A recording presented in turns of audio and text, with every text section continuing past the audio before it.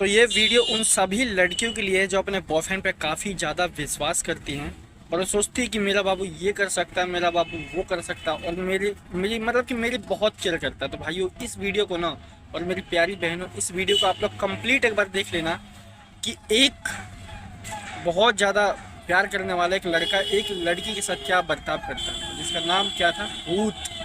देखो भूत कैसा था।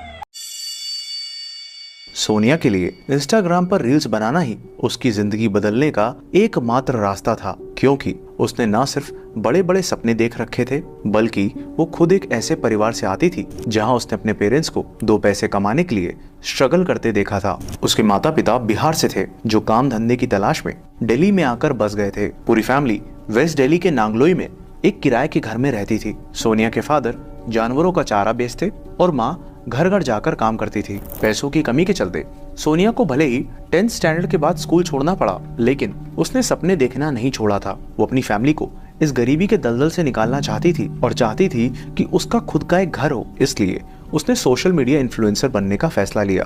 पढ़ाई छूटने के बाद उसने अपने कुछ सेविंग से एक स्मार्टफोन खरीदा और इंस्टाग्राम पर रील्स बनाना शुरू कर दिया। जब पेरेंट्स काम के लिए घर से चले जाते तो वो घर के सारे काम निपटाने के बाद दिन भर रील्स बनाती रहती। वो कॉन्फिडेंट थी कि अगर वो रेगुलरली कंटेंट अपलोड करती रहेगी तो एक दिन उसकी फॉलोइंग इतनी बढ़ जाएगी कि उसे पेड अपॉर्चुनिटीज मिलने लगेंगी। वो ऑफन अपने रील्स को शूट करने दिल्ली शहर के पॉपुलर स्पॉट्स जैसे कनॉट प्लेस पर भी जाती। इसके रिजल्ट्स भी उसे दिखने लगे जब उसकी फॉलोइंग बढ़ने लगी। इन सब के साथ उसने सिलाई का काम भी सीखना शुरू किया ताकि वो रील्स के लिए खुद के डिजाइनर कपड़े सिल सके।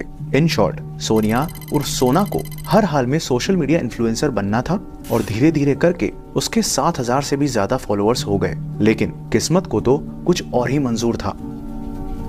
सोनिया के सपनों ने उड़ान भरना शुरू ही किया था कि तभी उसकी जिंदगी में एक भूत ने दस्तक दी।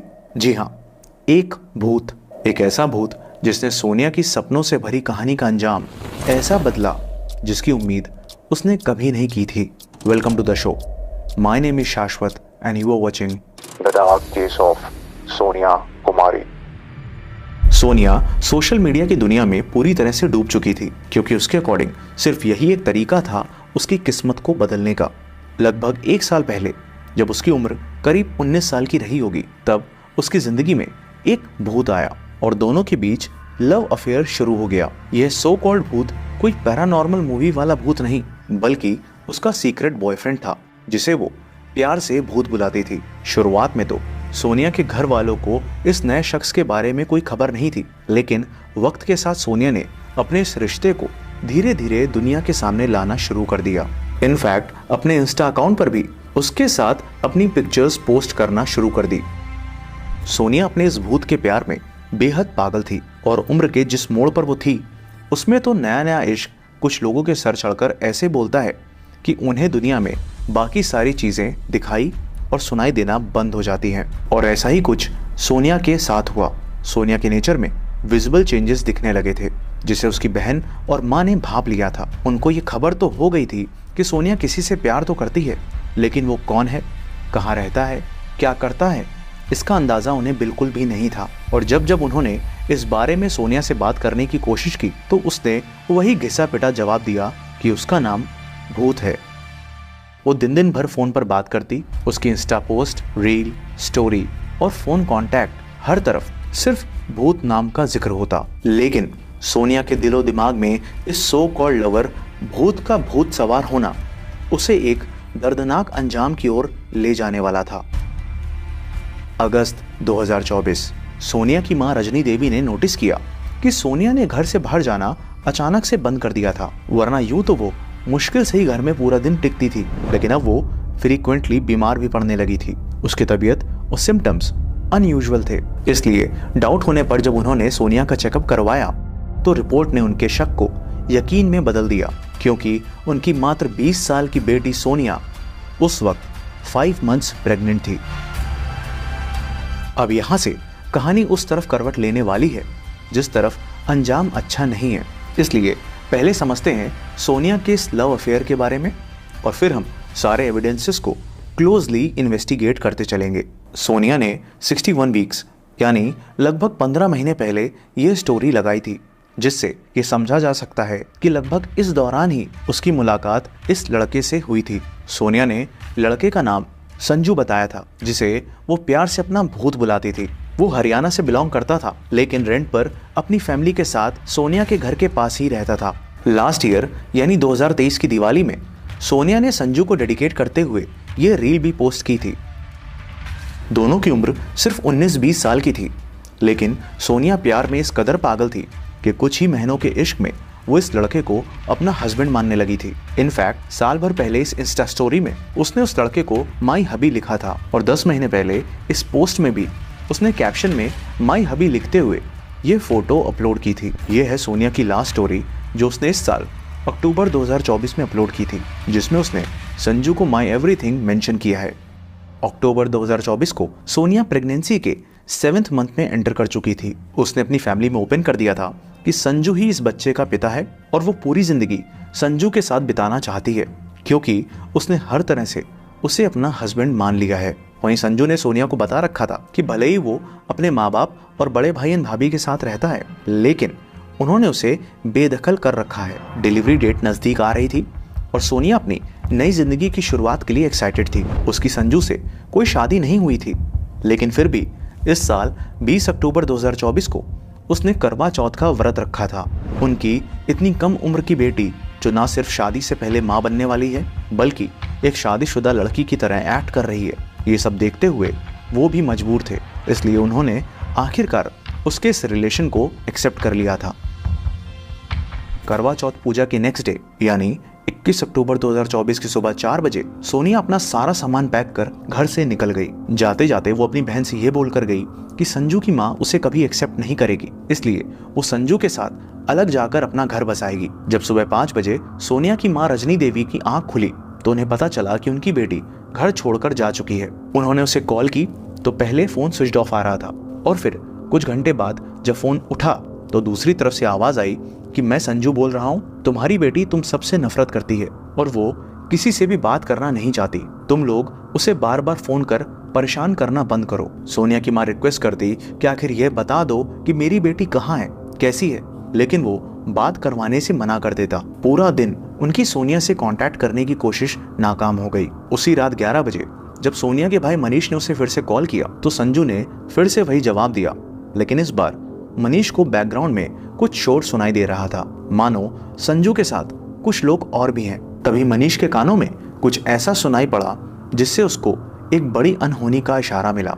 मनीष ने संजू को किसी से बोलते हुए सुना, गड्ढा और गहरा खोदो।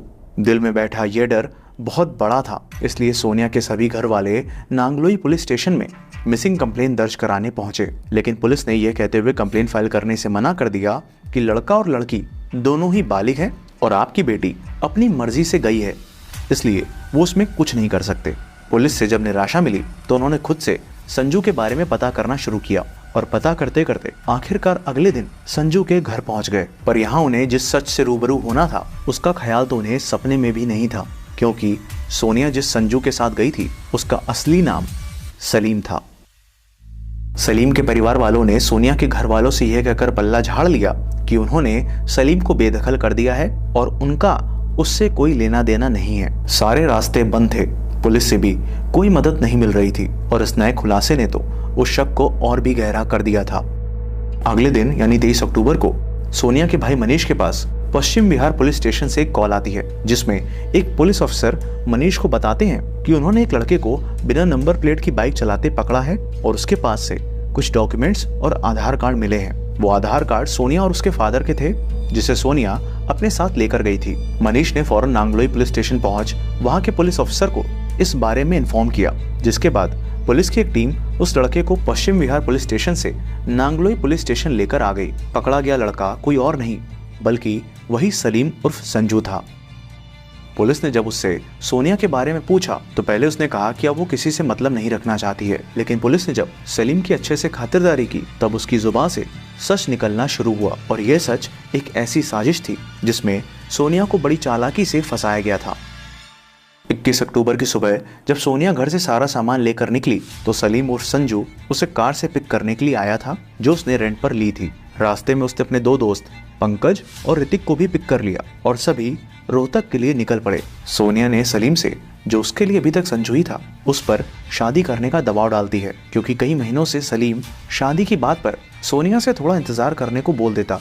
गाड़ी बहादुरगढ़ से रोहतक के बीच हाईवे पर थी जब शादी को लेकर दोनों के बीच झगड़ा शुरू हो गया, क्योंकि सोनिया अपना सब कुछ छोड़ उसके साथ घर बसाने का सपना लेकर निकली थी। सलीम जानता था कि सोनिया अब शादी करने की जिद पर अड़ चुकी है, इसलिए उसने पहले से ही साजिश रच ली थी और ये सब उसके प्लान का ही हिस्सा था। सोनिया को तो पता ही नहीं था कि संजू बना ये बहरूपिया किस इरादे से उसे लेकर निकला है। झगड़े को शांत करने और सोनिया को समझाने के लिए उसने उसी दिन रास्ते में आखिरकार शादी करने का वादा किया और इसी बात का जश्न मनाने वो सभी रोहतक में पार्टी करने गए, जहां सलीम और उसके दोनों दोस्त पंकज और ऋतिक ने शराब पी। शराब पीने के बाद देर रात वो रोहतक से लगभग 20 किलोमीटर दूर मदीना गांव के एक सुनसान इलाके में पहुंचे, जहां तीनों ने मिलकर 7 महीने की प्रेग्नेंट सोनिया को न सिर्फ बेरहमी से पीटा, बल्कि मोबाइल चार्जर की केबल से गला घोंट उसकी सांसें छीन ली।